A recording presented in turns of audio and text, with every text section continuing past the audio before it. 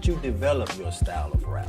And what would you call it? Because you know, you got the hip hop, you got the conscious, then you got rap, then you got dirty south. I mean, so many styles out there. Well, I would say I call it true school. You know, some people would say old school, some people say new school.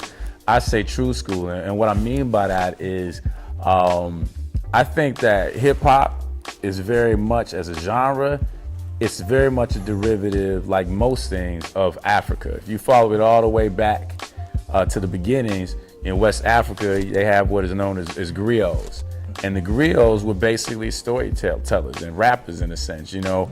But what they did with their stories is they passed on morals, they passed on traditions, they passed on values. And I think if you look at hip hop in its inception, when you look at songs like The Message, you look at MCs like KRS-One or Public Enemy, you know, those brothers always had a strong message in the music that I think was meant to not only motivate and inspire, but to educate. You know, I think KRS-One even said, he even called it edutainment, you know, which is something that I borrowed from him. So I believe that I edutain, you know, people through the music, and it's about motivating and inspiring people to live better lives, you know. And I think, you know, align better more with God.